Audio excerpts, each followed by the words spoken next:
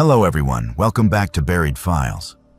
Tonight we bring you 7 deeply disturbing true Seattle horror stories that will shatter everything you thought you knew about the Pacific Northwest's most iconic city. These are not fictional tales, but real encounters shared by people who experienced the darkness lurking beneath Seattle's rain-soaked streets and fog-covered hills. Each account has been meticulously documented through first-hand testimonies, police reports, and historical records that verify the terrifying events you are about to hear. From the haunted corridors of Pike Place Market to the shadowed trails of the Cascade foothills, from the underground passages forgotten by time to the modern high-rises of South Lake Union, Seattle harbors secrets that most residents will never discover. And perhaps that is for the best. Tonight, you will hear from 7 individuals whose lives were forever changed by encounters with predators, spirits, and phenomena that defy rational explanation. If you appreciate authentic horror content drawn from verified true events that will keep you awake long after the video ends, subscribe to Buried Files and hit the notification bell so you never miss our latest investigations into the darkness that hides in plain sight. After you listen to these chilling accounts, we want to hear from you in the comments below about your own experiences with the unexplained. Now settle in as we descend into the buried files of Seattle's most disturbing true horror stories.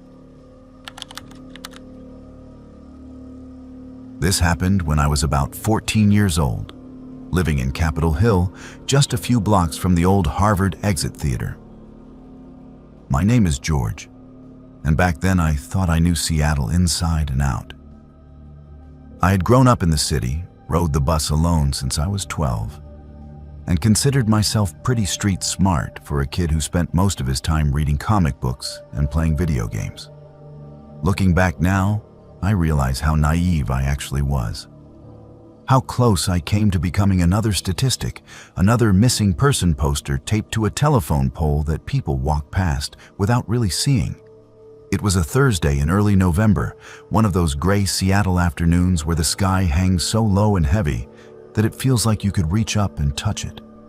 The rain had been coming down steady all day. Not the violent downpour that tourists always expect, but that persistent drizzle that seeps into your bones and makes everything smell like wet concrete and coffee. School had just let out, and my friend Isabella and I had decided to walk through Pike Place Market on our way home instead of taking the bus. We did this sometimes when we wanted to avoid going straight home to empty apartments and the monotony of homework. The market was always alive, always full of people and noise and the smell of fresh flowers mixed with fish and fried food. Isabella had been my best friend since the 6th grade. She was one of those people who seemed to have a sixth sense about situations, about people. She could walk into a room and immediately tell you which person was lying, which one was hiding something, which one you should avoid. I used to tease her about it, called her psychic, but she would just shrug and say she paid attention to details that other people ignored. That afternoon, her instinct saved both of our lives. We were walking past the flower vendors, and I was trying to convince Isabella to stop at the comic book shop on First Avenue before heading home, when a man approached us. He was maybe in his late 30s or early 40s, tall and slim with dark hair going gray at the temples. He wore a nice pea coat, dark jeans, and leather shoes that looked expensive. Everything about him screamed professional, respectable, harmless. He had a camera hanging around his neck, one of those big digital cameras that photographers use, and he was smiling at us in a friendly, non-threatening way. He said hello, apologized for interrupting, and then launched into his pitch. He explained that he was a photographer working on a feature story for Seattle Metropolitan magazine about youth culture in the city. He said he had been walking through the market looking for interesting subjects when he spotted us. He said we had exactly the kind of authentic Seattle look he was searching for, whatever that meant. He asked if we would be willing to pose for a few photographs down by the waterfront. He would pay us $50 each for maybe 30 minutes of our time. All we had to do was walk around, maybe sit on a bench, just act natural while he took pictures. He said our parents would need to sign release forms before the photos could be published, and he had the paperwork right there in his bag. $50 was a lot of money to me back then. I was already thinking about what I could buy, already imagining myself telling my mom about this cool opportunity. I looked at Isabella, expecting to see excitement. But instead, her face had gone completely blank. Not scared, not angry, just empty in a way that made my stomach clench with sudden unease. The man was still talking, explaining how the shoot would work, showing us examples of his work on his camera screen. The photos looked professional, legitimately artistic shots of other teenagers around Pike Place Market and the waterfront. Everything seemed legitimate. Everything seemed safe. But Isabella was not moving, was not smiling, was just staring at this man with those dark eyes that seemed to be processing information I could not see. Then the man made his first mistake. He reached out and put his hand on my shoulder, guiding me gently toward the market exit that led down to the street level and the waterfront below. His grip was firm, friendly, paternal even. But Isabella immediately stepped between us, breaking the contact. She said thank you, but we had to get home. Our parents were expecting us. The man's smile never wavered. He said it would only take 30 minutes, that we could call our parents right now and let them know. He was already walking, already moving us away from the crowded main arcade of the market toward the quieter side passages. Isabella grabbed my arm hard enough to hurt. She said no, we had to go. We were already late.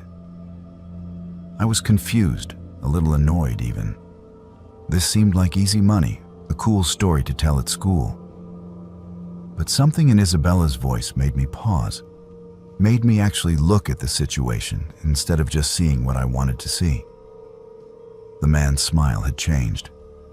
It was still there, still plastered across his face, but it no longer reached his eyes. His eyes had gone flat and cold, calculating. He was no longer asking, he was telling. He said the best light for photographs was down by the piers, under the Alaskan Way Viaduct, where the late afternoon sun created interesting shadows. He said he had already scouted the perfect location, very atmospheric, very Seattle. He was walking faster now, and we were following, caught in the momentum of his certainty, his authority. That is when Isabella did something that probably saved our lives.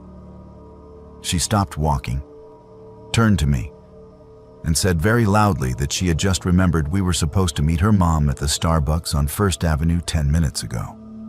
That her mom was going to be furious we were late.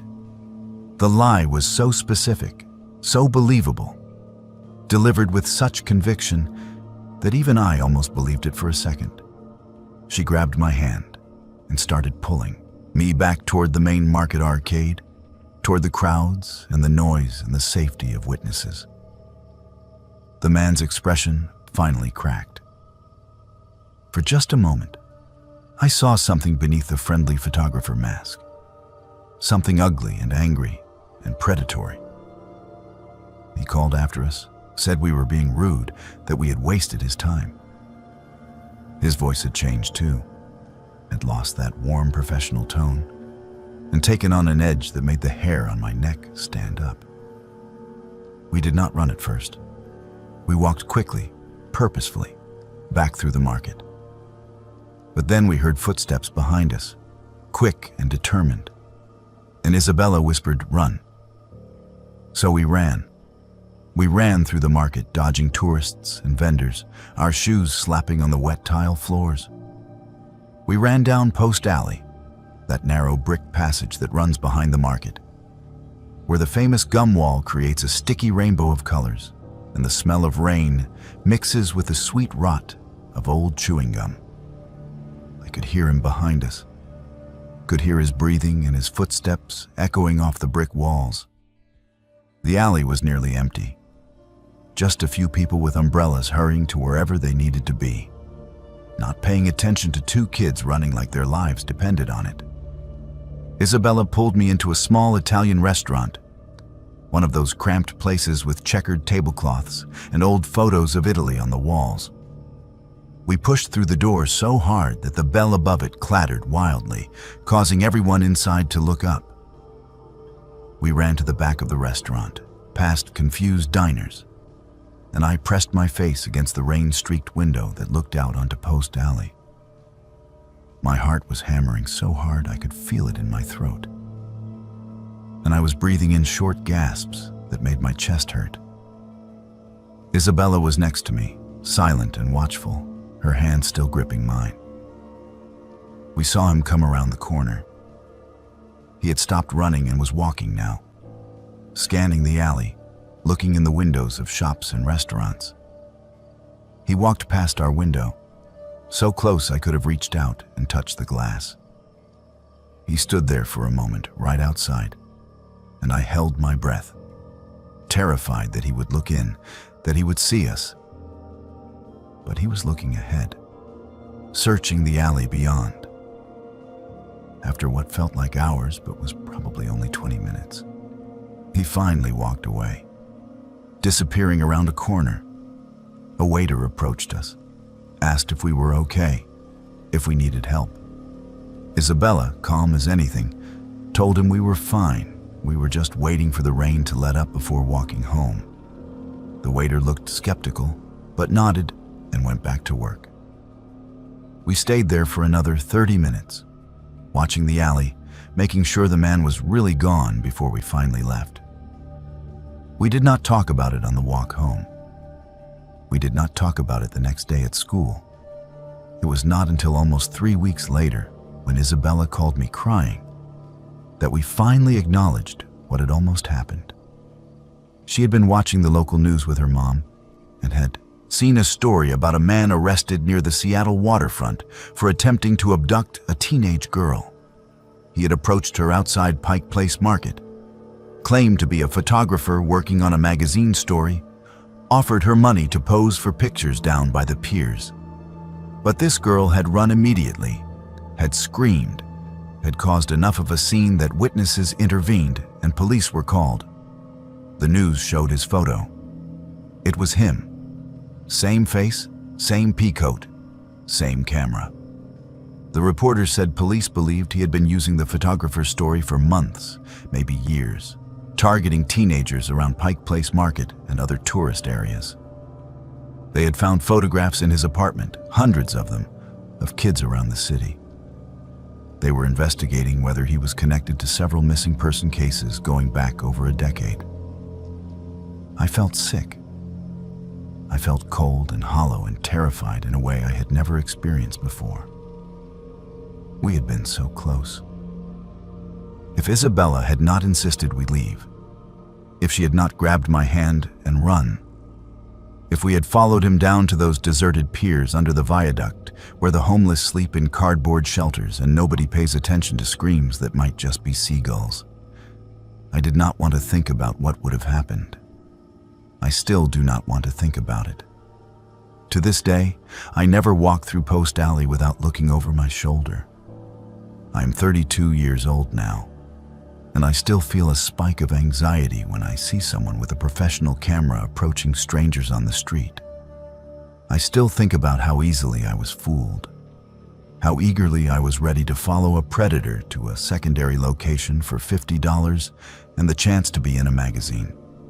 I think about Isabella's instinct, her immediate recognition that something was wrong even when everything seemed right. I think about the girl who screamed, who fought, who created a scene and got him arrested. I think about all the kids who maybe were not as lucky, who did not have an Isabella, who did not run fast enough. Seattle is a beautiful city. It is my home and I love it. But it taught me young that monsters do not always look like monsters. Sometimes they look like photographers with nice cameras and professional smiles. Sometimes they walk right up to you in the middle of a crowded market and offer you exactly what a lonely, naive kid wants to hear.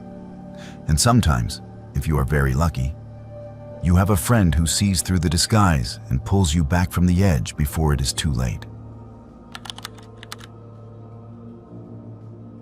My family has lived in Seattle since the 1920s, and my grandmother used to tell me stories about the old Butterworth building on Pike Street. But I never believed her until I started working there. My name is Isabella, and I have always considered myself a rational person, someone who needs evidence and logic to accept something as true. I do not believe in astrology or psychics or any of that supernatural nonsense that seems so popular in Seattle these days. Or at least, I did not believe in it. What happened to me in that building changed everything I thought I knew about the world. The Butterworth building is one of those places in Seattle that most people walk past without really seeing. It sits on Pike Street, not far from the convention center, a solid brick structure that has survived earthquakes and urban renewal and all the changes that have transformed Seattle from a frontier town into a tech hub. Most people who do notice it these days know it as a collection of small businesses, vintage shops, and creative studios. But my grandmother remembered what it was before. She remembered when it was Butterworth and Sons, the most prominent mortuary and funeral home in Seattle, a place where the dead were prepared for their final journey. She used to tell me stories when I was a child, stories about that building that would make my skin crawl. She said that during the Spanish flu epidemic of 1918, the mortuary was overwhelmed with bodies. So many people died so quickly that Butterworth and Sons could barely keep up with the demand. The basement was converted into a temporary morgue, and bodies were stacked in the embalming rooms like cordwood, waiting their turn. She said many of those bodies were children, orphans from the quarantine hospitals who had no family to claim them, no one to mourn them or remember their names. She said their spirits never left, that they were still down there in the basement, waiting for someone to take them home. I always dismissed these stories as the superstitions of an old woman who had grown up in a different time, a time when people believed in ghosts and hauntings because they did not understand science or psychology. I would smile and nod and change the subject, never taking any of it seriously. That was my mistake. I was 23 years old when I took a job at a vintage clothing shop called Ephemera that had opened in part of the old Butterworth building. The space was beautiful in that industrial way that is so popular now. All exposed brick and high ceilings and original hardwood floors worn smooth by a century of footsteps. The shop occupied what had once been the main viewing parlor on the ground floor, where families would gather to pay their respects to their dead. The basement, I was told during my interview, was used for storage. The owner, a woman named Caroline who wore vintage dresses and bright red lipstick, gave me a tour on my first day. She showed me the main floor where we displayed the clothing, the small office in the back where we handled paperwork and online orders, and finally the basement. We descended a narrow wooden staircase that creaked with every step, and I felt the temperature drop noticeably as we went down. The basement was larger than I expected, a series of connected rooms with low ceilings and bare bulb lighting that cast harsh shadows on the brick walls. Caroline explained that we kept overflow inventory down here, boxes of clothing organized by decade and style. She showed me the system, explained how to log items in and out, told me that I would need to come down here several times a day to retrieve pieces for customers or restock the floor displays. Then she paused at the entrance to one of the rooms at the far end of the basement, a room that was darker than the others, and said something that should have been a warning. She said that room gave her the creeps, that she tried to avoid storing anything in there if possible. She said sometimes she heard noises coming from that direction, like machinery running or water dripping, even though there was no plumbing or electrical equipment in that part of the basement. She laughed nervously when she said it. like she was embarrassed to admit such an irrational feeling. I laughed too, trying to put her at ease, and said old buildings always made strange noises. She seemed relieved that I was not the superstitious type. The first few weeks at the job were completely normal. I enjoyed the work, enjoyed helping customers find the perfect vintage piece, enjoyed the quiet moments when the shop was empty and I could organize inventory or read behind the counter. The basement trips were unremarkable. I would go down, find what I needed, and come back up. Nothing strange, nothing unusual. Just a cold basement in an old building. Then things started to change. It began with the cold spots. I would be walking through the basement, perfectly comfortable in my sweater, and suddenly hit a pocket of air so cold that my breath would fog in front of my face. These spots were not near any windows or doors, not anywhere that would explain a draft. They were just there, random patches of freezing air that I would walk through and then immediately back into the normal basement temperature. I told myself it was old building ventilation, uneven heating, something perfectly rational. Next came the sounds. I would be alone in the basement, sorting through boxes of 1960s shift dresses or 1940s suits. And I would hear what sounded like an elevator running. It was a distinctive sound, that mechanical whine of cables and pulleys, the clunk of doors opening and closing. But there was no elevator in the basement, at least not one that worked. Caroline had told me there used to be a service elevator that connected all the floors, the one they used to move caskets and bodies. But it had been sealed shut decades ago when the building was renovated. I would stop what I was doing and listen, trying to pinpoint where the sound was coming from. It always seemed to be coming from that far room, the one Caroline said gave her the creeps. The sound would last for maybe 30 seconds, then stop abruptly, leaving behind a silence that felt heavier than it should. I started to feel uneasy in the basement, started to rush through my tasks down there so I could get back upstairs to the natural light and the presence of customers. I did not tell Caroline about the sounds. I did not want her to think I was as superstitious as she was. Did not want to validate her irrational fears with my own. Then one evening, everything changed. It was late October, almost closing time. Caroline had left early for a dentist appointment, leaving me to close the shop alone. It was something I had done several times before without incident. I was going through the closing checklist, counting the register, tidying the displays, preparing the deposit. The last task was always to go down to the basement and make sure all the lights were off and the back door was locked. I descended the stairs, my footsteps echoing in the empty building. I walked through the first room, switching off lights as I went. Then the second room, then the third. I was heading toward that far room, the creepy one, when I heard something that made my blood run cold. Children laughing. It was not loud, not raucous playground laughter, but soft and distant, like it was coming from very far away or from behind a thick wall. It had an odd quality to it, echoey and slightly distorted, like an old recording played through damaged speakers. I stopped walking and listened, my heart starting to pound in my chest. The laughter continued for a few seconds, then faded away. I told myself I had imagined it, that it was just sounds from the street above filtering down through the old building in strange ways. But my hands were shaking as I continued toward the back of the basement. That is when I noticed that the door to the far room was open. I was absolutely certain I had not opened it, and Caroline never stored anything in there. The door should have been closed. I approached slowly, every instinct screaming at me to turn around and leave, to go back upstairs and forget about checking that room. But I could not leave without making sure everything was secure. It was my responsibility. I reached the doorway, and looked inside.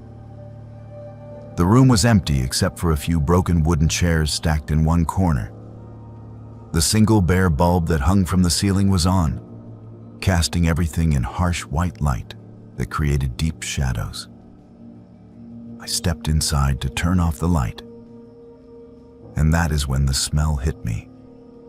Formaldehyde. That sharp, chemical smell that makes your eyes water and your throat close up. It was so strong it made me gag, made me put my hand over my nose and mouth. There was no reason for that smell to be there. The building had not been a mortuary in over 40 years. Nothing in our vintage clothing inventory would smell like that. I backed toward the door, my eyes watering, desperate to get out of that room and back to fresh air. That is when I heard footsteps on the stairs behind me. Small footsteps, like a child's, descending the wooden stairs. I froze, listening to the rhythmic creak, creak, creak of someone coming down. But I was supposed to be alone in the building. I had locked the front door myself. No one could have come in. The footsteps reached the bottom of the stairs and stopped. I stood perfectly still, afraid to move, afraid to breathe. Then I heard them again, closer now, coming through the first room of the basement toward where I stood. I wanted to run, wanted to scream, but I could not seem to make my body obey. I just stood there, frozen, as those small footsteps came closer and closer. Then I saw him. He was standing in the doorway of the far room, a small figure barely 4 feet tall. He looked like he was maybe 7 or 8 years old, wearing clothes from another era, old-fashioned clothes like you would see in photographs from the 1910s. Short pants, a button-up shirt, suspenders. His face was pale, so pale it almost seemed to glow in the harsh basement light. His eyes were dark and sunken, and they were staring right at me. We looked at each other for what could have been seconds or hours. Time seemed to have stopped, seemed to have lost all meaning in that cold basement with the smell of formaldehyde and the sound of my heart hammering in my ears. Then the boy spoke. His voice was quiet, barely a whisper, but I heard it clearly. He said, "I want to go home." That broke the spell. I screamed and ran. I ran through the basement rooms, up the stairs, through the shop, out the front door onto Pike Street. I stood on the sidewalk, gasping for air, shaking so hard my teeth were chattering. People walking past looked at me strangely, gave me a wide berth, probably thought I was drunk or high or crazy. I could not go back inside. I called Carolyn and told her I had a family emergency, that I had to leave immediately. She was concerned, asked if I was okay, if there was anything she could do. I said no, everything was fine, I just had to go. I left the keys in the mail slot and never went back.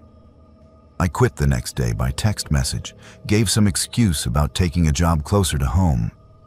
Caroline was disappointed but understanding. She paid me for my final week and wished me well. I never told her what I saw. What would be the point?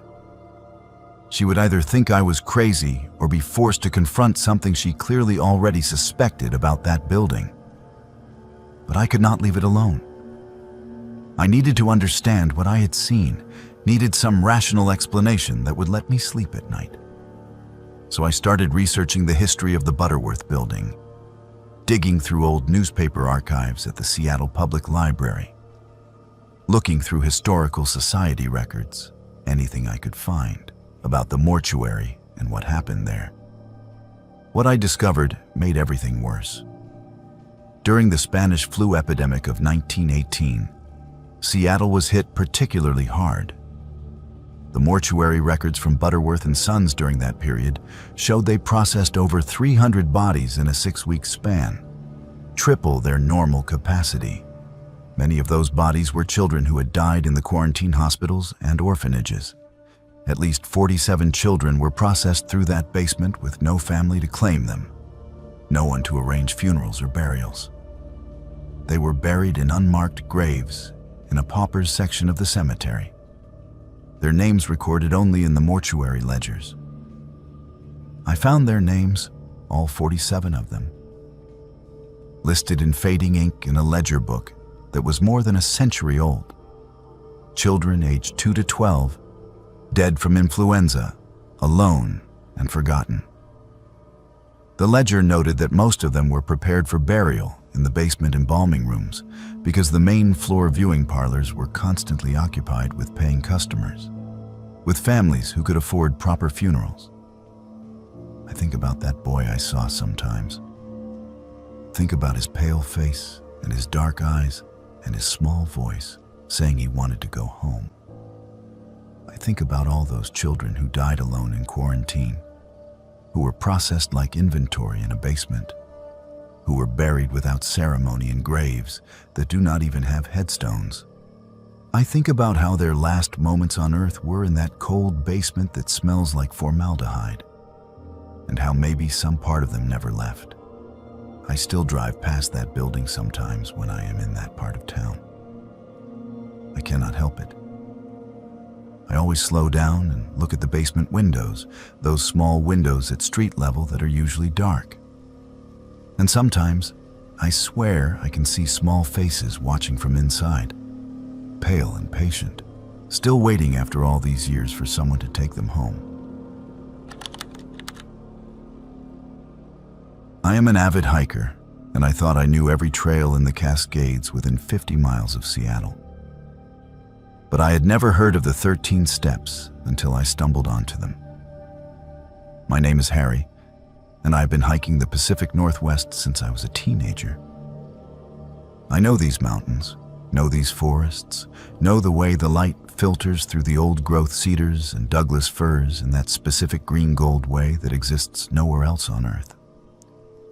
I thought I knew what to expect out there. I thought the wilderness held no surprises for me anymore. I was wrong.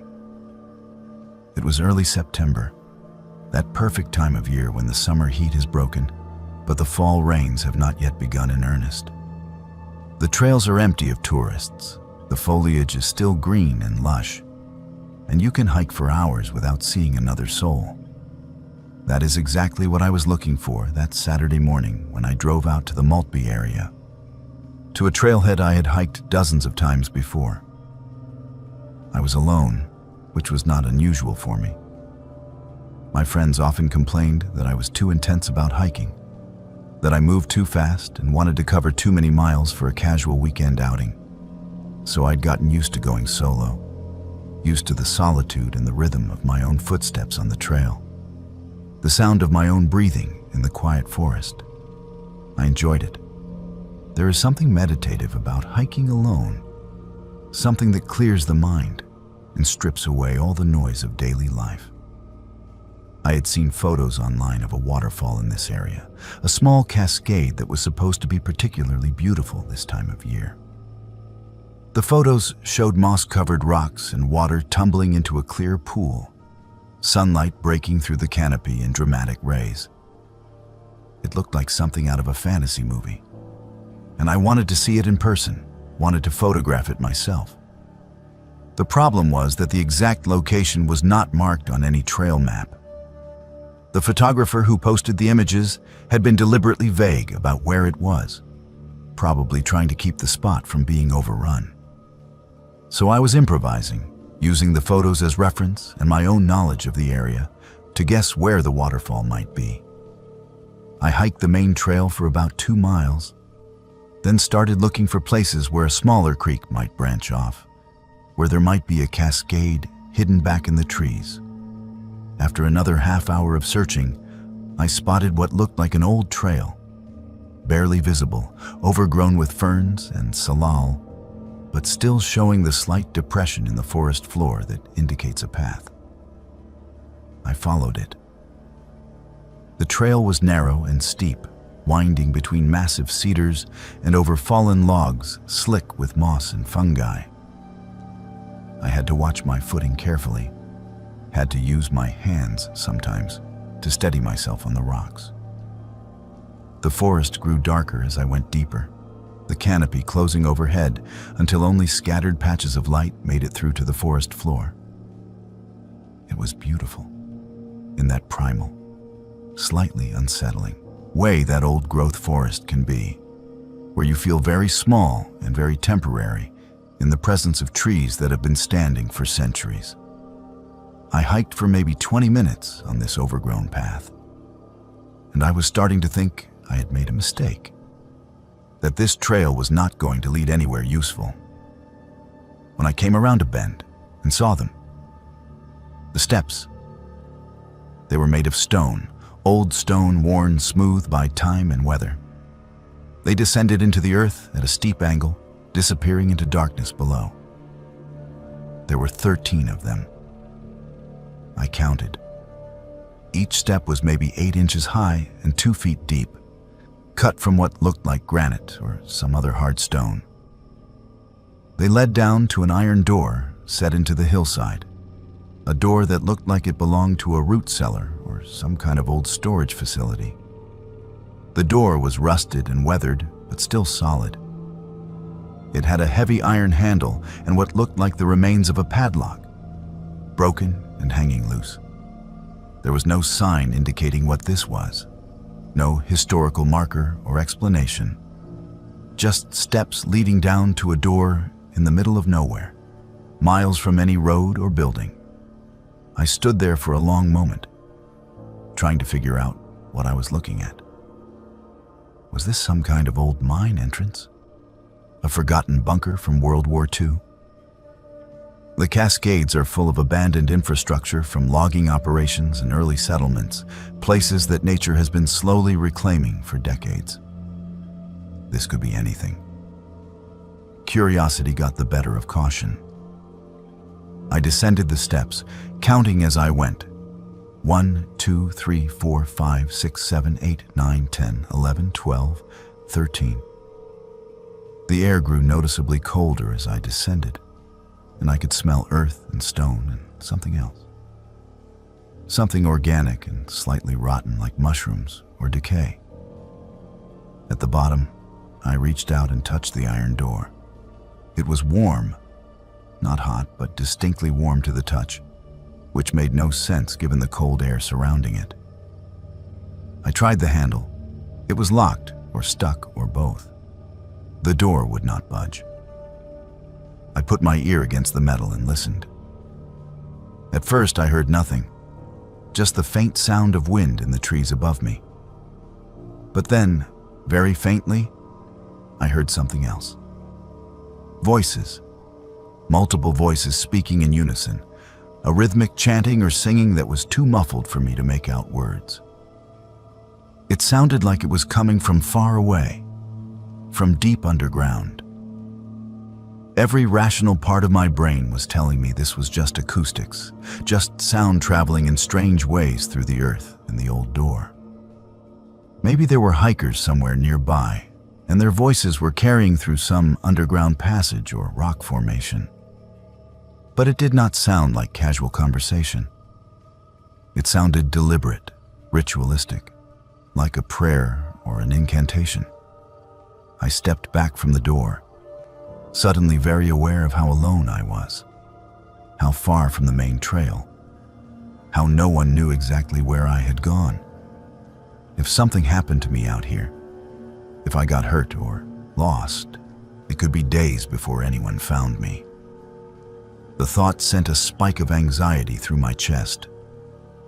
I turned to climb back up the steps, ready to leave this strange place behind and return to the familiar comfort of the marked trail. I put my foot on the first step and started counting as I climbed. 1, 2, 3, 4, 5, 6, 7, 8, 9, 10, 11, 12, 13, 14. 14. I stopped climbing and counted again. 14 steps. But there had been 13 when I came down. I was sure of it. I had counted carefully. 13 steps down to the door. That is why I had noticed them in the first place, why they had stuck in my mind. But now, there were 14 steps leading back up to the forest floor. I looked back down at the door. It was still there, still closed, still radiating that inexplicable warmth. The chanting had stopped. Everything was silent except for my own harsh breathing and the distant sound of wind in the trees. I counted the steps again, touching each one as I went. 14.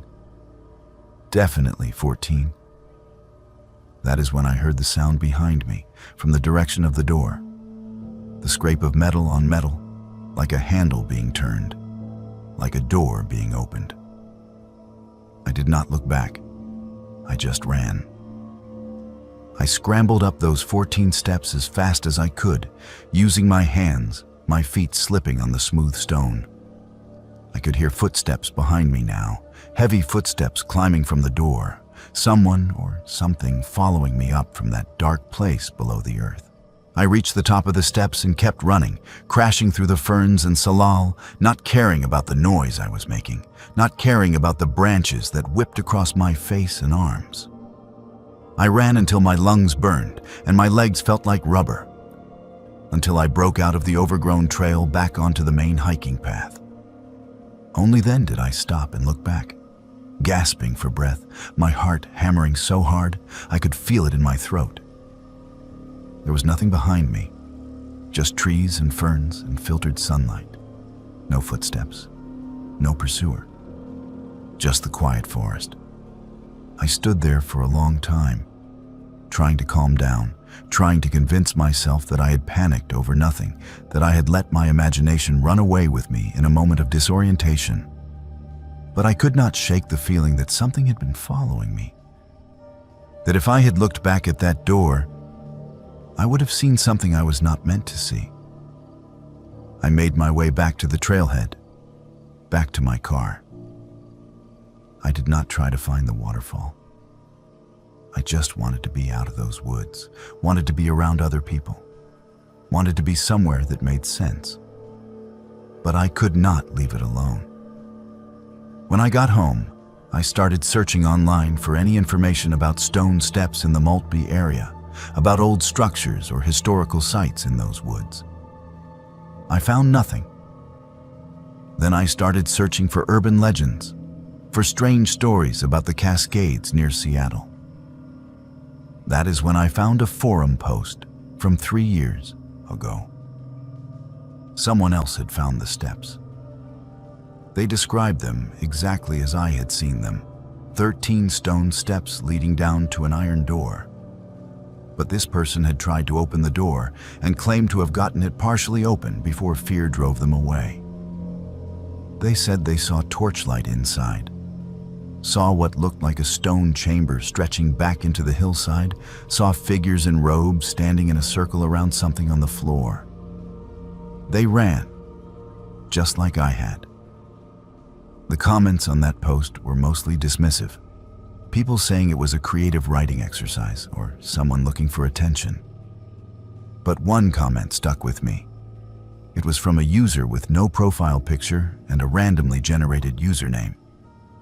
They wrote that in the 1970s, a group calling themselves the Temple of the Earth Mother had purchased land in the Maltby area and built an underground sanctuary for their rituals. The cult had disbanded in the early 1980s after several members disappeared and others reported being held against their will.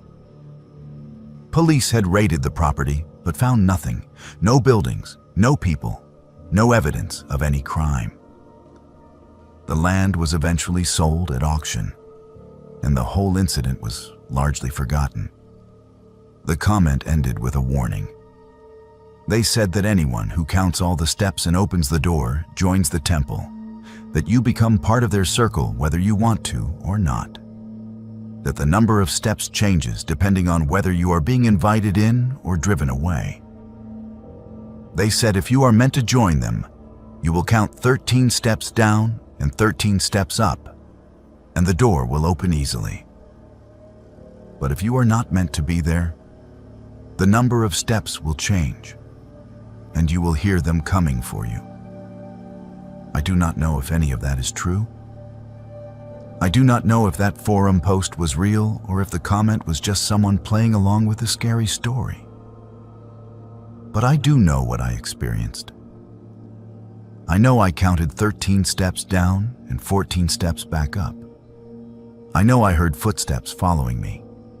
I know that door was warm when it should have been cold. A week later, I went back to that trailhead. I told myself I was going to hike the main trail, nothing more, just a normal Saturday morning in the woods. But when I reached the spot where I had found that overgrown path, where I had turned off to search for the waterfall, I could not find it again. I searched for an hour, walking back and forth along the main trail, looking for any sign of that smaller path leading into the trees. It was not there. The forest looked different. The trees were wrong. The spacing was off. I could not find the path that led to those 13 steps. I have not been hiking alone since, and I never will again. I bring friends now, or I stick to crowded trails where there are always other people around. I still love the mountains, still love the forests of the Pacific Northwest. But I no longer believe I know everything that is out there. I no longer believe the wilderness is empty of mysteries, that all the hidden places have been found and mapped and explained. There are things in those woods that we are not meant to understand, places we are not meant to go. The 13 steps are one of those places. And whatever is waiting behind that iron door, whatever keeps that underground sanctuary alive decades after the cult supposedly disbanded, I hope I never find out. I hope those steps stay lost in the forest where they belong, where only those who are meant to find them will count their way down into the darkness below. Before we get started on this story, it mentions psychological abuse, gaslighting, and a mental health crisis. If that is too dark for you, go ahead and stop listening right now. I am going to give you some time to decide. Okay. For all those who want to continue listening, let us begin. I was 26 years old, fresh out of grad school, and I had just landed my dream job at a tech company in South Lake Union. That is where I met Arthur. My name is Poppy, and for a long time after what happened, I questioned everything about myself, questioned my own sanity, questioned whether I could trust my own mind. That is what he wanted. That was always the point. Arthur was a software engineer, one of those people who seem to excel at everything effortlessly. He was charming and confident, always knew the right thing to say, always seemed genuinely interested in what you had to tell him. We met at a company happy hour, one of those awkward networking events where everyone stands around drinking overpriced cocktails and pretending to enjoy small talk. He approached me with an easy smile and started a conversation about the book I was reading on the bus that morning. I was surprised he had noticed, flattered that he had paid attention. We started dating within a week. He took me to nice restaurants, knew all the best hidden spots in Seattle, introduced me to his friends who all seemed smart and successful and welcoming. Everything moved quickly, but it felt right. It felt like I had finally found someone who understood me, who appreciated me for who I was. My friends were happy for me. My sister Daisy said she had never seen me so relaxed, so confident. The first strange thing happened about a month into our relationship. I came home from work to find my apartment keys sitting on my kitchen counter. I distinctly remembered putting them in my purse that morning, remembered the weight of them, remembered checking that I had them before I left. But there they were, on the counter, exactly where I would have left them if I had been home. I called Arthur confused, asked him if he had stopped by my apartment. He said no, said I must have forgotten and left them there in the morning rush. I almost believed him. Almost. Then it happened again, and again. Small things. My phone would be in a different room than where I left it. The coffee mug I was certain I had washed would be dirty in the sink. Books would be open to pages I did not remember reading. Clothes would be hanging in my closet that I did not recall wearing. Each incident was small enough to dismiss, small enough to blame on my own distraction or forgetfulness. But they kept happening, kept accumulating, until I started to feel like I was losing my grip on reality. Arthur was always sympathetic, always concerned. He would hold me and tell me I was working too hard, that the stress of the new job was affecting me. He suggested I start keeping a journal to track my daily activities, to help me remember things better. It seemed like good advice. I started writing everything down, every detail of my day, trying to create some kind of anchor to reality. But the journal made things worse. Arthur would show me entries I did not remember writing, conversations I apparently had but could not recall, appointments I had supposedly made and then forgotten. He would read them to me in my own handwriting, and I would have no memory of putting those words on paper. I started to panic, started to think something was seriously wrong with my brain. Was I having blackouts? Was there some kind of neurological issue causing memory loss? Arthur convinced me to see a therapist. He came with me to the first appointment, held my hand in the waiting room, explained to the doctor that I was having severe memory problems and mood swings. The therapist was kind but clearly concerned. She ordered tests, asked me questions about my family history, about drug use, about trauma. I answered honestly, desperately wanting to understand what was happening to me. The tests came back normal. Physically, there was nothing wrong with my brain. The therapist suggested it might be psychological, stress-induced dissociation, or anxiety manifesting as memory issues. She prescribed medication and suggested I take some time off work to focus on my mental health. I did. I took medical leave, spent my days at home trying to rest, trying to get better. That is when Arthur moved in. He said he wanted to take care of me, said I should not be alone while I was struggling. It made sense at the time. I needed help, and he was offering it. But once he was living in my apartment, things got worse. Much worse. My friends stopped calling. When I asked Arthur about it, he showed me text messages from my phone to theirs, messages where I apparently told them I needed space, that I did not want to see them anymore. The messages were in my texting style, used my typical phrases and emojis. But I had no memory of sending them. When I tried to call my friends directly, they sounded hurt and distant. They said I had been acting strange, saying horrible things about them to Arthur, accusing them of trying to sabotage my relationship. I confronted Arthur about it. He looked genuinely confused, genuinely hurt that I would accuse him of anything. He showed me my journal entries where I had apparently written about how my friends were jealous of my happiness, how they were trying to come between us. He showed me my phone records proving the messages had come from my device. What could I say? The evidence was all there, in my own hand, from my own phone. I started to believe I was going insane. Started to think that maybe I was doing these things, saying these things, and then blocking them out.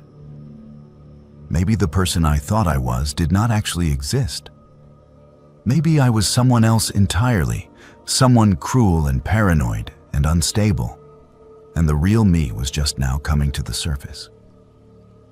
Arthur was patient through all of it. He took care of me, cooked my meals, managed my medications, kept track of my appointments. He was always there, always watching, always knowing exactly where I was and what I was doing. At the time, it felt like love, like devotion. Looking back, I understand it was control. The night everything changed, I could not sleep.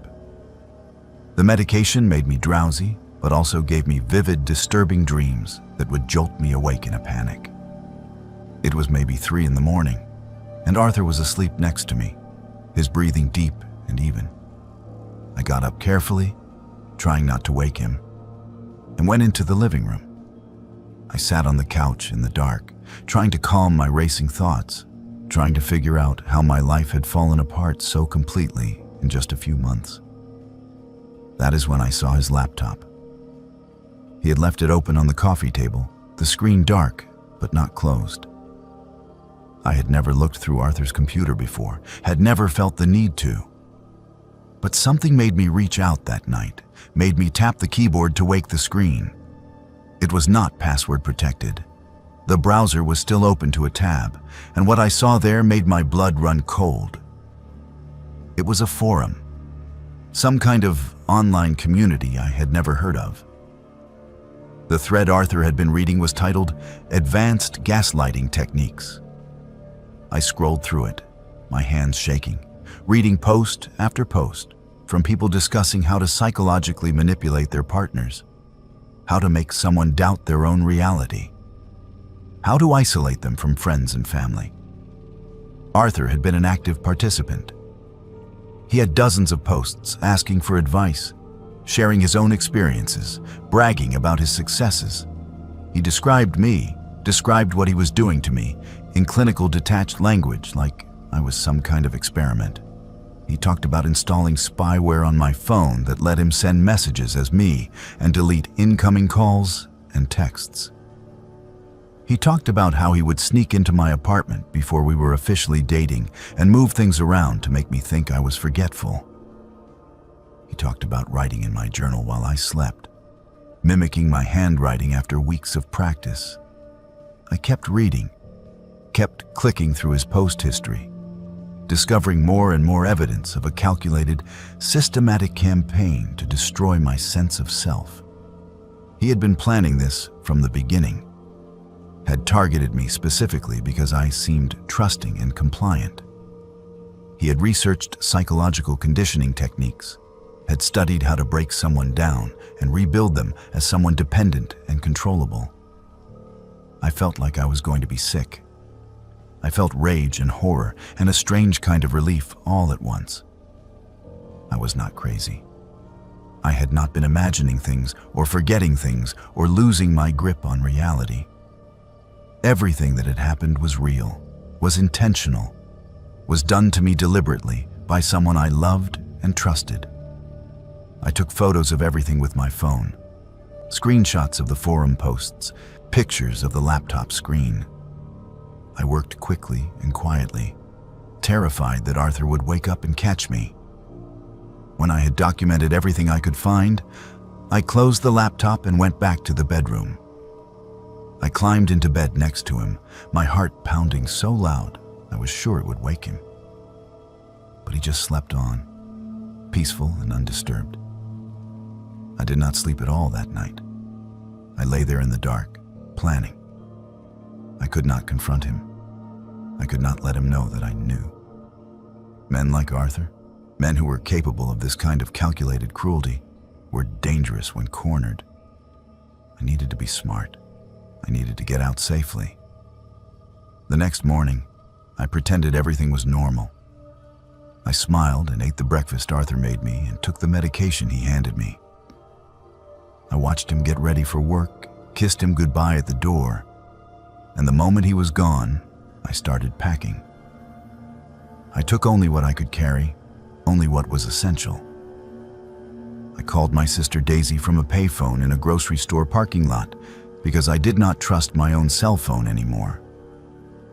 I told her everything, sent her the screenshots, begged her to let me stay with her in Tacoma. She came to get me within 2 hours. We drove away from my apartment, away from Seattle, away from Arthur and the life he had constructed for me. I filed a police report that same day. I got a restraining order with the evidence I had gathered. The police told me what Arthur had done was not technically illegal in all aspects, that psychological abuse was difficult to prosecute. But the spyware and unauthorized access to my phone and computer could potentially result in charges. So this is part 2. Arthur violated the restraining order within a week. He showed up at Daisy's workplace, claiming he was worried about me, that I had stopped taking my medication and was having a mental health crisis. Daisy called the police and he was arrested. But he only received probation, a slap on the wrist for what he had done to me. That is when the real harassment started. He created fake social media profiles and sent messages to my friends and family claiming I was dangerous and unstable. He sent letters to my employer with detailed accounts of my supposed mental health issues, trying to get me fired. He filed false police reports claiming I was harassing him, violating the restraining order, stalking him. It was his final attempt to make me seem crazy, to destroy my credibility. My mental health, which had been improving since I left, started to deteriorate again. The constant harassment, the knowledge that he was still out there trying to destroy my life, was too much. I stopped eating, stopped sleeping, stopped being able to function. One night I took all the medication I had left, all the pills the therapist had prescribed when I thought I was losing my mind. I wanted it to stop. I wanted everything to stop. Daisy found me. She saved my life. I spent 2 weeks in a psychiatric facility, and then months in intensive therapy, learning to rebuild my sense of self, learning to trust my own perceptions again. It was the hardest thing I have ever done. 3 years later, I learned that Arthur had done this before. 2 other women came forward with similar stories after he was finally arrested for violating a different restraining order. They had experienced the same systematic gaslighting, the same isolation from friends and family, the same destruction of their mental health. I testified in court, helped put him away for 2 years on stalking and harassment charges. It was not enough, but it was something. I am doing better now. I have learned to trust myself again, learned to recognize the signs of manipulation and control. But I still check every corner of every room I enter, still verify everything twice, still keep detailed records of my daily activities, just in case I need to prove to myself that my memories are real. I will probably do that for the rest of my life. My best friend Millie and I were 21, and we had tickets to see a show at the Moore Theater downtown, something we had been looking forward to for months. My name is Daisy, and that night taught me that sometimes the most dangerous predators are not hiding in dark alleys or empty parking lots. Sometimes they walk right up to you in a crowd, wearing a costume that makes you trust them, makes you follow them willingly into danger. The Moore Theater is one of those beautiful old Seattle venues that makes you feel like you have stepped back in time. It opened in 1907, and everything about it feels historic and grand, from the ornate ceiling to the red velvet seats. Millie and I loved going to shows there because it felt special, felt like an event rather than just another concert. That night we were seeing an indie band we both loved, and we had been talking about it for weeks, planning our outfits, deciding where we would get dinner beforehand. The show was incredible. The band played for almost 2 hours, and the crowd was energetic and happy, everyone singing along and dancing. Millie and I were right in the middle of it all, losing ourselves in the music and the moment. It was one of those perfect nights where everything feels right, where you feel young and alive and exactly where you are supposed to be. When the show ended, we got swept up in the crowd, pushing toward the exits. The Moore holds about 1,500 people, and it seemed like all of them were trying to leave at the same time. Millie and I were holding hands, trying to stay together. But somewhere in the crush of bodies moving down the stairs and through the narrow doorways, we got separated. One moment she was right beside me, and the next moment there were 3 or 4 people between us. And then I could not see her at all. I tried to push against the flow of the crowd, tried to get back to where I had last seen her, but it was impossible. People were tired and ready to go home, and no one wanted to stop moving. I got carried along with them out onto 2nd Avenue, where the crowd dispersed into smaller groups heading toward bus stops and parking garages and late-night restaurants. I stood on the sidewalk looking around frantically, trying to spot Millie in the sea of faces. We had a rule for situations like this. If we got separated, we would both go to the main entrance of the venue and wait there. It was simple and effective, and we had used it before at other crowded events. So I started walking back toward the Moors' main entrance, scanning the crowd for Millie's bright blue jacket and dark curly hair. That is when the man approached me. He was wearing what looked like a security vest, one of those black vests with reflective stripes that event staff wear. He had a radio clipped to his belt and an official-looking name badge hanging from a lanyard around his neck. He looked legitimate, looked like someone who worked at the theater. He said, "Excuse me," and I turned to look at him. He asked if I was looking for someone, said he had seen a young woman who matched my friend's description heading toward the backstage alley looking sick. He said she had asked him for help, asked where the bathroom was, and he had pointed her toward the stage door entrance where there were staff restrooms. He said she had looked really unwell, like she might pass out. My first instinct was worry. Millie had been complaining earlier in the day about feeling a little queasy, and the crowd and the heat inside the venue could definitely have made her feel worse. It made sense that she would look for a bathroom, made sense that she would ask security for help. The man seemed genuinely concerned, seemed like he was just trying to help reunite us. He said he could take me to her, that the backstage area was restricted, but he could escort me through since it was a medical situation. He gestured toward an alley that ran alongside the theater, a narrow passage that I knew connected 2nd Avenue to the loading dock area behind the building. I had walked past that alley dozens of times, but had never gone down it. I started to follow him, but something made me hesitate. I cannot explain what it was exactly. Maybe it was the way he kept trying to position himself between me and the street, or the way his hand kept reaching out like he wanted to take my arm. Or maybe it was just some instinct that told me something was wrong.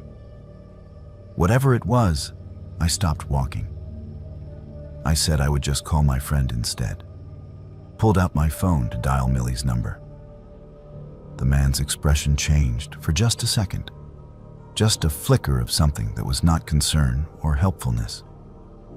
It was frustration, maybe anger. But then the friendly expression was back, and he was saying that was probably a good idea, that he was sure my friend would turn up soon. But he did not leave. He stood there watching me, and I realized his hand was on my arm now. Not grabbing, but definitely touching, definitely maintaining contact. He said again that he could take me to her, that it would only take a minute, that my friend was probably worried about where I was. I pulled my arm away and said, "No, thank you." Said I was going to wait at the main entrance like we had planned. I started walking back toward the crowd of people still lingering outside the theater's main doors. The man followed me for a few steps, saying something about how I was being silly, how my friend needed help, how I should just come with him. I turned around and looked at him, really looked at him. The security vest looked wrong somehow. Too new and too clean compared to the worn vests I had seen the actual Moore staff wearing during the show. The name badge was blank, just a generic clip-on badge with no name or photo. The radio on his belt was not even turned on. I could see the power light was off. I said loudly, clearly, that I did not need his help and to please leave me alone. Several people in the crowd turned to look at us, and the man's face went hard and ugly for a moment. Then he turned and walked quickly back toward that alley, disappearing into the shadows between buildings. I was shaking as I made my way back to the main entrance. I found Millie there within 2 minutes, exactly where she was supposed to be, safe and healthy and confused about why I looked so scared. I told her what had happened, described the man and what he had said. Her face went pale. She pulled out her phone and showed me a news article from 3 weeks earlier. There had been an attempted abduction near the Moore Theater. A woman in her 20s had been approached by a man in a fake security vest who claimed her friend was sick backstage. Unlike me, she had followed him into the alley. He had tried to force her into a van that was waiting at the loading dock, but she had fought and screamed and managed to break away.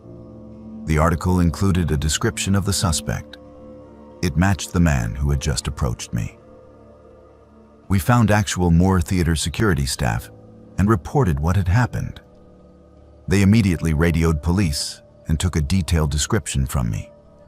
They said there had been 2 other similar incidents in the past month, all using the same tactic. A man wearing a fake security vest, claiming someone's friend or family member was sick or hurt backstage, trying to lure young women into isolated areas around the theater. The police arrived and took my statement.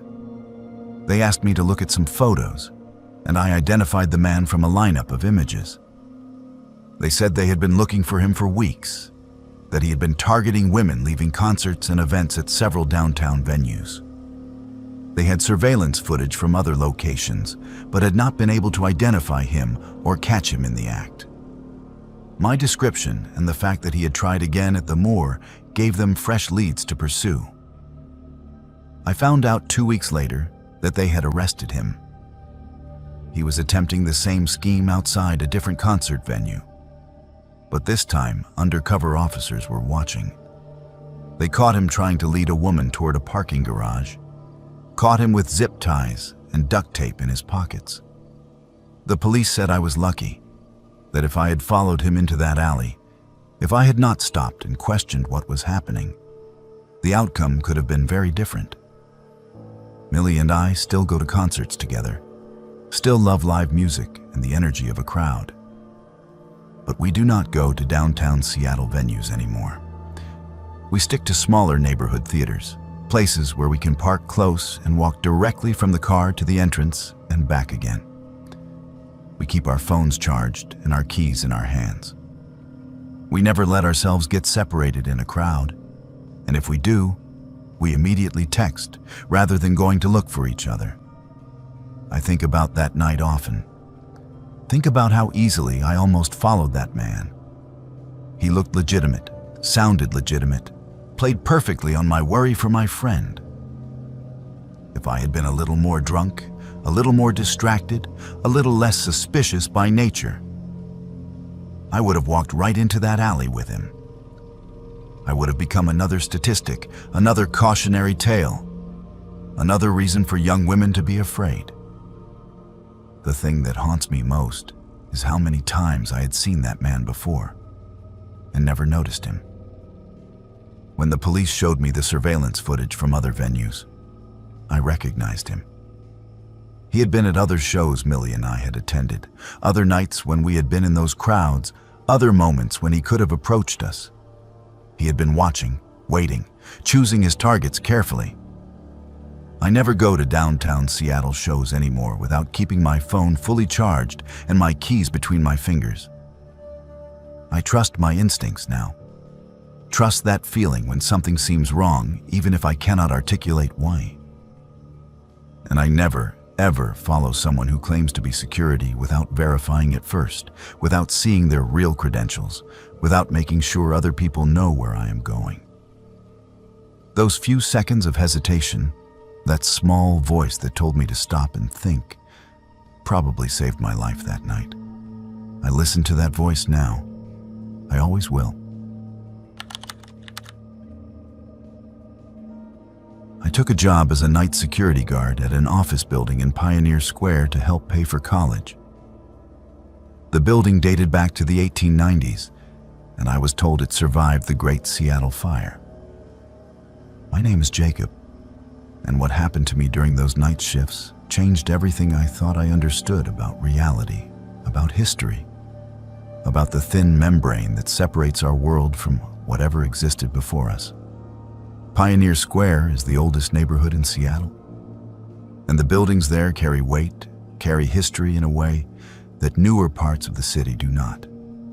Walking those streets feels different, especially at night when the bars close and the tourists leave, and you are alone with the brick and stone and shadows. The building where I worked was 6 stories tall, red brick with high arched windows, the kind of solid construction they do not do anymore. It housed various offices, tech startups and law firms and consulting companies, all empty after 6 in the evening. My shift ran from midnight to 8 in the morning, Sunday through Thursday. The pay was decent for essentially doing nothing, and the work was easy. I would arrive at midnight, check in with the evening guard, who was always happy to leave, and then spend the next 8 hours doing rounds through the building, monitoring the security cameras, and trying to stay awake. I brought textbooks and studied between rounds, drank too much coffee, listened to podcasts to pass the time.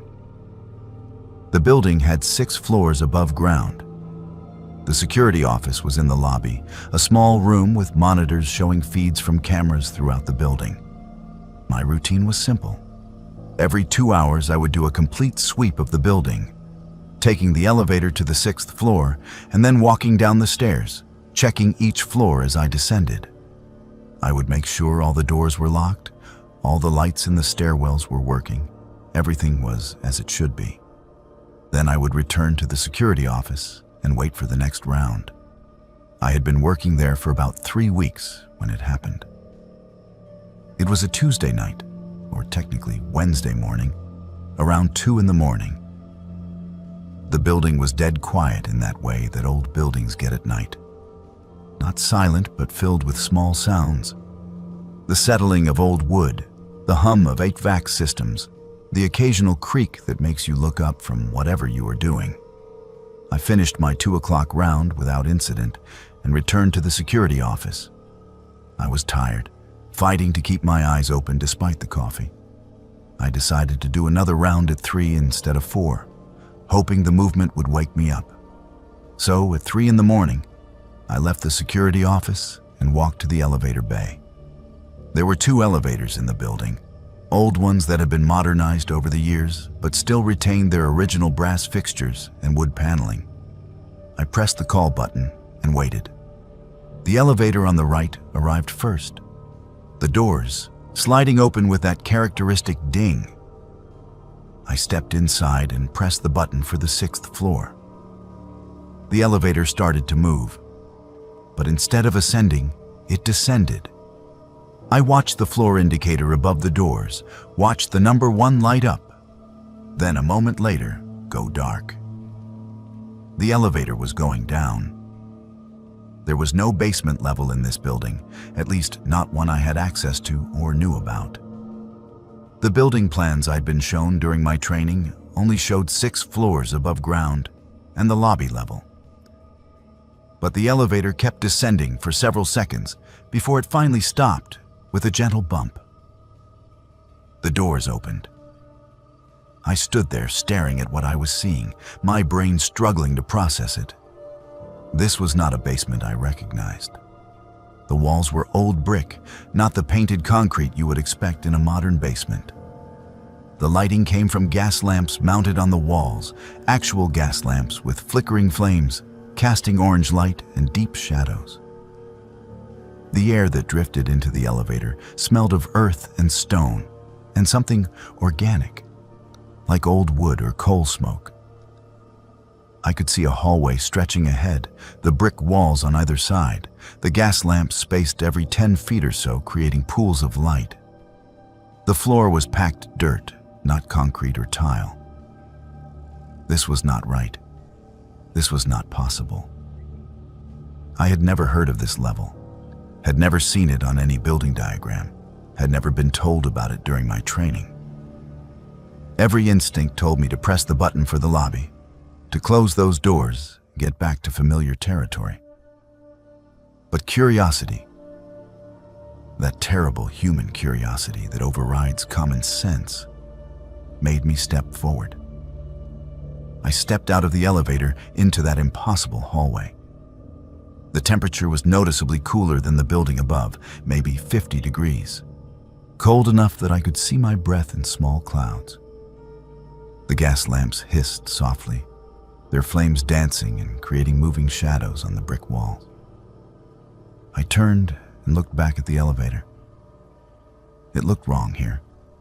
Too modern, too clean, like a piece of the 21st century that had been dropped into the 19th.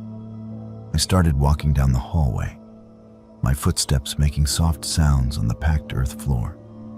The hallway curved slightly to the right, and I could see doorways along the left side, dark openings leading to rooms I could not quite see into. As I walked, I started to hear sounds. Voices. Multiple voices speaking in what sounded like English, but with an accent or cadence I did not recognize, formal and old-fashioned. The voices were coming from ahead of me, from around the curve of the hallway. They were not loud, more like the murmur of conversation, like people gathered together talking about ordinary things. I slowed my pace, suddenly aware that I was trespassing somewhere, that I was somewhere I should not be. I reached the curve in the hallway and peered around the corner. What I saw made my heart stop. There were people. Maybe a dozen of them, men and women, dressed in clothing from another era. The women wore long dresses with high collars and their hair pinned up. The men wore suits with vests and pocket watches, some with handlebar mustaches and bowler hats. They were standing in small groups, talking to each other, gesturing, some of them laughing. They looked solid, real, not transparent or ghostly like you see in movies. But more disturbing was what they were standing in. It was clearly a storefront, or what remained of one. I could see a wooden counter, shelves with goods arranged on them, a large window that showed not the darkness outside, but daylight. Bright afternoon sun illuminating a street scene that was definitely not modern Seattle.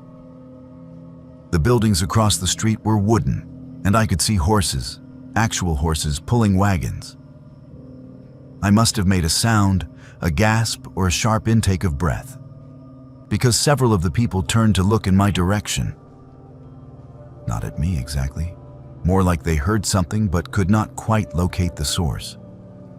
Their faces were normal, human, but there was something about their eyes that was wrong. They were too dark, too shadowed, like looking into empty sockets.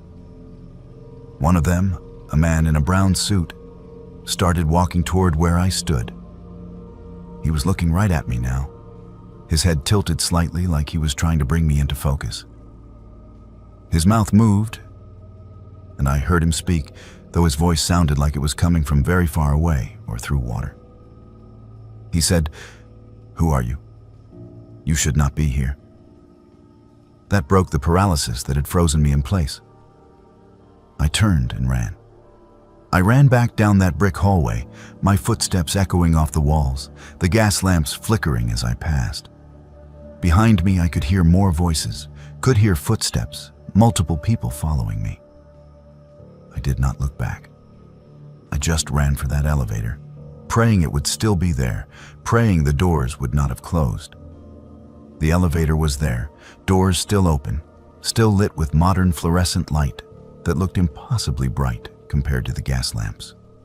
I threw myself inside and frantically pressed the button for the lobby, pressed it over and over, while looking down that hallway at the shadows that were moving closer, at the figures that were coming around the curve. The elevator doors finally closed. The elevator began to ascend.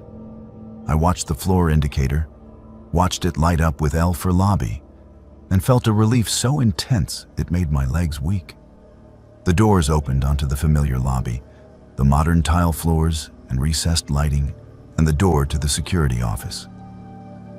I stumbled out and went straight to the office. I sat down in the desk chair, my heart pounding, my hands shaking so badly I could barely hold my phone. I pulled up the security camera feeds, cycled through every camera in the building. Everything looked normal, every floor empty and quiet. No people in period clothing, no brick hallways with gas lamps. Just a normal office building in the middle of the night. I called my supervisor, told him I had a family emergency and had to leave immediately. He was annoyed but said he would send someone to cover the rest of my shift. I walked out of that building at 3:30 in the morning and never went back. I quit by email the next day, forfeited my last paycheck rather than return to collect it. But I could not stop thinking about what I had seen. I spent the next week researching, trying to find some explanation that would let me sleep at night. That is when I learned about the Seattle Underground. After the Great Seattle Fire of 1889, the city rebuilt one story higher than the original street level to solve flooding problems from the tidal flats. The old first floors of buildings became basements, and the old streets became underground passages. Eventually, most of these were sealed off and forgotten. But they are still there, buried beneath modern Seattle. An entire ghost city of old storefronts and sidewalks preserved in the dark. The building where I worked had been built in 1892, 3 years after the fire. It would have been built on top of the ruins of whatever was there before. The official building records show no basement level, no connection to the Seattle Underground. But what if there was a connection that was never documented, never sealed off properly? What if that elevator shaft extended down into those forgotten passages? That still does not explain the people I saw, the solid-looking figures in period clothing who turned to look at me, who spoke to me. That does not explain the gas lamps that were lit, the store that looked fully stocked and operational, the window that showed a street scene from more than a century ago. I have no explanation for that. I have no rational way to process what I experienced. I have no explanation for what I saw that night, and I do not want one. Some doors should stay closed. Some levels should stay buried. Whatever exists in that space between the modern city and the old one, whatever keeps those gas lamps burning and those storefronts operating decades after they should have been abandoned and forgotten, I hope I never encounter it again. And I hope that elevator never takes anyone else down to that impossible basement where the past refuses to stay dead. I am a 24-year-old woman, and I lived alone in a small apartment in the University District right near Greek Row. So I was used to noise and people around at all hours. My name is Millie, and what I am about to tell you sounds impossible. Sounds like something from a movie or a ghost story told around a campfire. But it happened. Every word of it is true. And the woman who saved my life has been dead for over 70 years. The apartment was on the second floor of a converted house, one of those old Seattle homes from the early 1900s that had been divided into separate units to maximize rental income. It was not fancy. Just a bedroom, a tiny bathroom, a kitchen barely big enough to turn around in, and a living room with windows that looked out onto the street. But it was mine, the first place I had ever lived completely alone, and I loved it despite its quirks and flaws. From the first week I moved in, I noticed strange things, small things. The bedroom door would swing open on its own even when I was certain I had closed it. The lights in the bathroom would flicker for no reason. I would smell lavender perfume, sweet and old-fashioned, even though I did not own any perfume and certainly not lavender. My landlord, an older woman who lived on the first floor, just smiled when I mentioned these things. She said the house had character, that old houses did strange things. I did not push it. Then one night, about 3 weeks after I moved in, I woke up around 2 in the morning to find my bedroom door standing wide open. I was certain I had closed it before going to bed. I always closed it, always locked it, even though I lived alone. It was a habit from childhood, a need to have that barrier between me and the rest of the apartment. But there it was, open, the hallway beyond dark and still. I got up and closed it, checked the lock.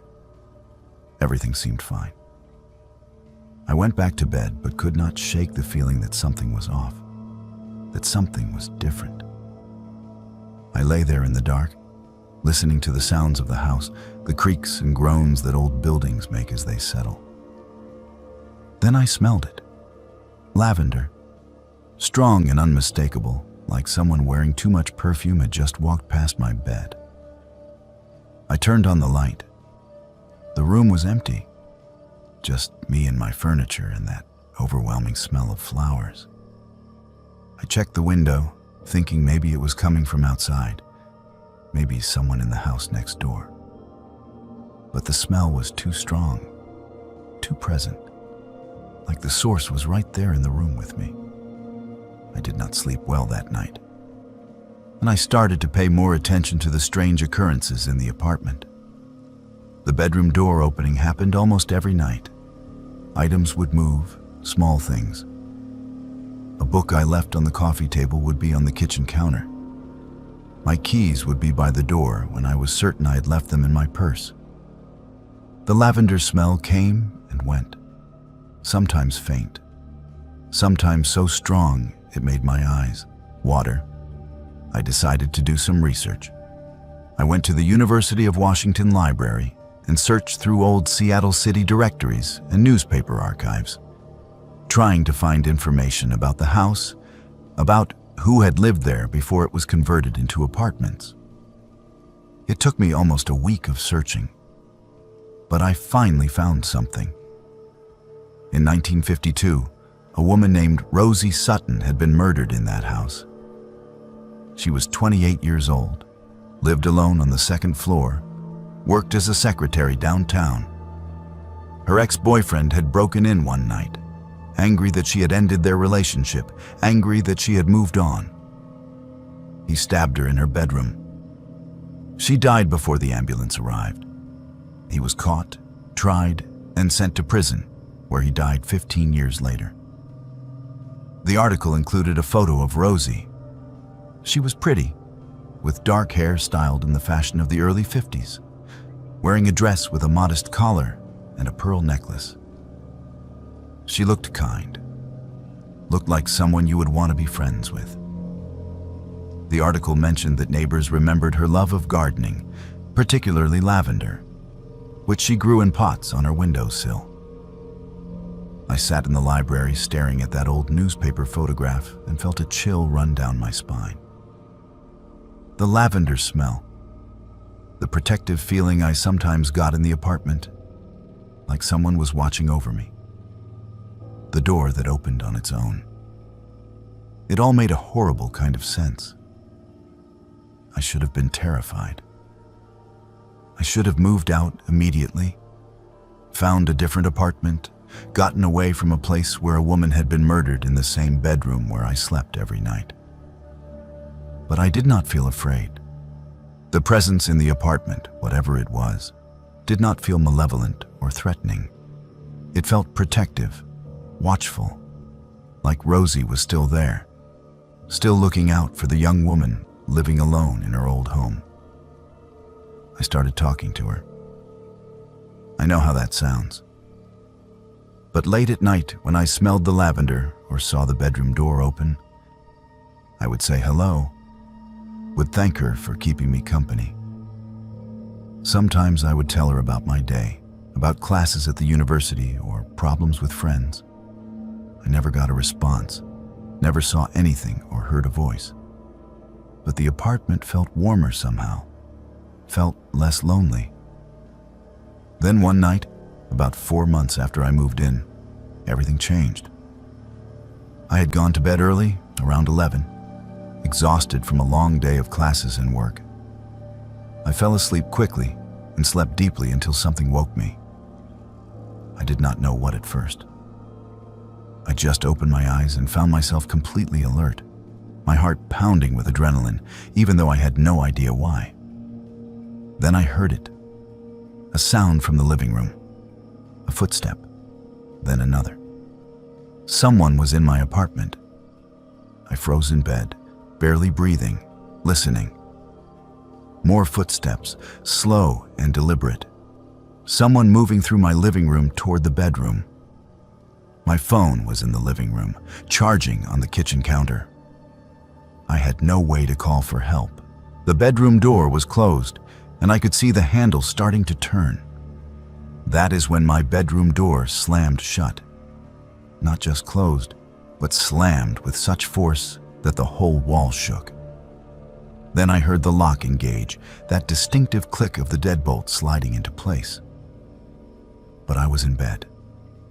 I was 10 feet away from the door. There was no one else in the room. The door handle rattled violently, someone on the other side trying to force it open. Then a man's voice, low and angry, cursing. He was trying to get into my bedroom, and the only thing stopping him was a door that had locked itself. I heard a woman's voice then, clear and strong, shouting from somewhere in the apartment. "Get out! Leave her alone!" It was not my voice. It was not anyone I knew. It was a voice from another time, commanding and fierce. There was a crash, the sound of something heavy hitting the floor, then more cursing from the man. I heard him stumble, heard his footsteps running toward the apartment entrance, heard the front door bang open, and then footsteps pounding down the stairs. Then silence. I stayed in bed, shaking, too terrified to move. I waited for what felt like hours, but was probably only 20 minutes. Then my bedroom door unlocked. I heard the deadbolt slide back. The door swung open slowly, revealing the dark hallway beyond. The apartment was empty. The front door was standing wide open, cold air rushing in from outside. I grabbed my phone from where it had mysteriously appeared on my nightstand, even though I knew it should have been in the living room, and called 911. The police arrived within minutes. They searched the apartment and found evidence of forced entry at the front door, the lock broken, the wood around the frame splintered. They found a knife on the living room floor, a hunting knife with a 6-inch blade that did not belong to me. They asked if I had seen the intruder, if I could describe him. I told them the truth as far as I knew it. Someone had broken in, tried to get into my bedroom, then ran away. I did not mention the door slamming shut on its own, did not mention the woman's voice, did not mention Rosie. They would have thought I was crazy. What I did not tell the police was that my apartment had been trashed. The coffee table was overturned. A lamp was broken on the floor. Books had been knocked off shelves. It looked like someone had been thrown around the room, like there had been a violent struggle. But I had been locked in my bedroom the entire time. I had not heard a fight, had not heard anyone else. Just footsteps, cursing, and that woman's voice telling him to get out. The police caught him 3 days later.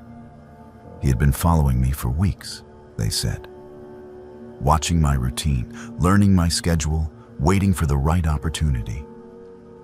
He had dozens of photos of me on his phone, pictures taken from across the street, pictures of me going to class, going to work, coming home.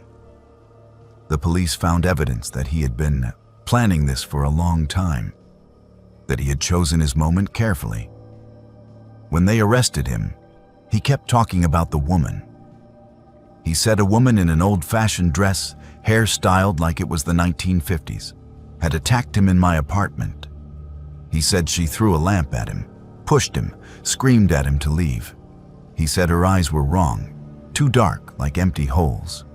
He said she was not real, could not be real, but she had touched him, had hurt him. The police thought he was on drugs or making up a story. But I knew better.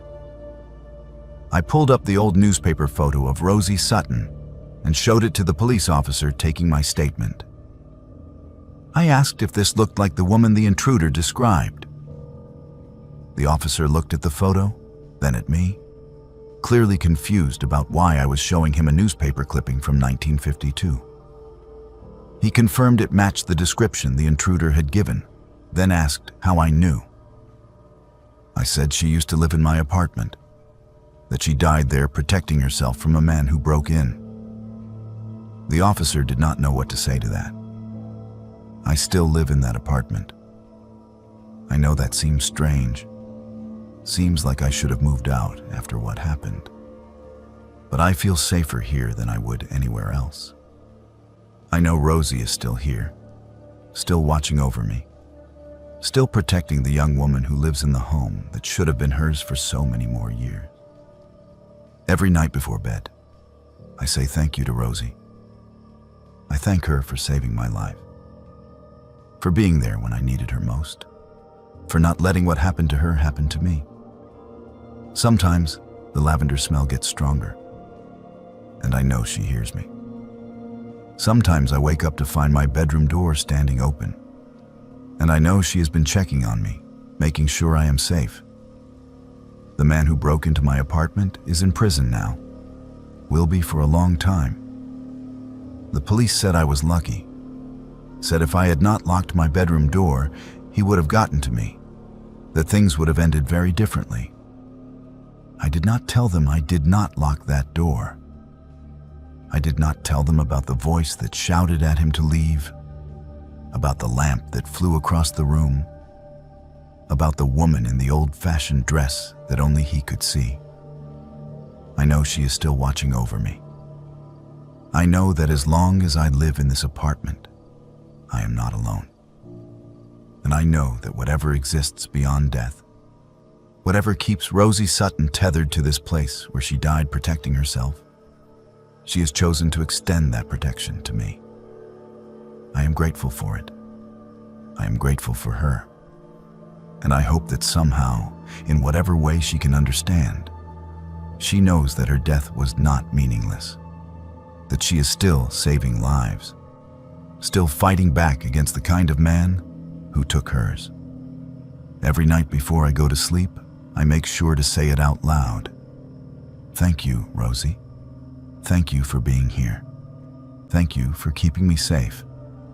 And every night, the smell of lavender grows a little stronger, and I know she is still there, still watching, still waiting to protect the next woman who needs her. I know she is still watching over me.